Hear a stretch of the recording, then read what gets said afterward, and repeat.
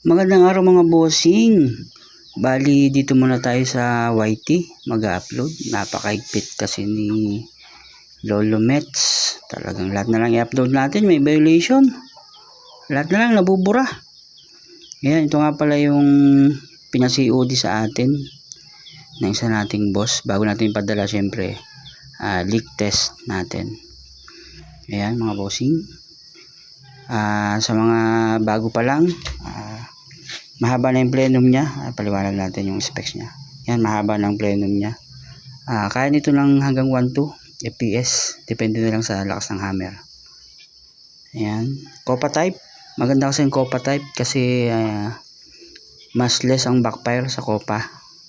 Para sa akin mga boss, depende na lang siguro sa gumawa.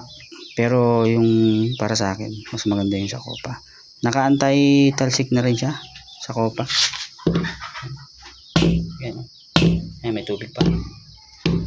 Ayan. Ganun lang ang singaw niya. Sabihin effective yung ano natin. Nilagay natin ng mga o-ring at saka yung sa anti-talsik. Ayan, leak test natin. Boss. Bago padala. Ayun. Ayun, sa dugtungan. Ayun, wala. Ayun. Sa mga magbubuo pala, mga bossing, mag-aluminum na kayo sa receiver. O kaya stainless kung meron. Meron mga stainless sa aluminum. Huwag na kayo magbakal mga boss sa PCP. Kasi PCP talaga matubig yan. Sa umpisa lang masaya mga bossing pag bakal lang inyong PCP. Pag nag-umpisa na yung kalawangin sa loob ay maniwala kayo.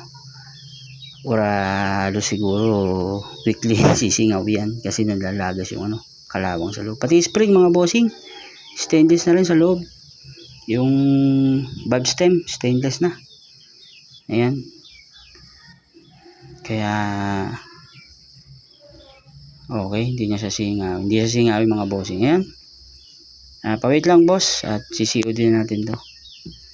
Ayan, sa mga gusto magbuo, PM lang sa TKAG sa Messenger. Ayan. Ayan. Bubuin to ni bossing, may kasamang trigger at saka barrel. Ayun. Salamat mga bossing.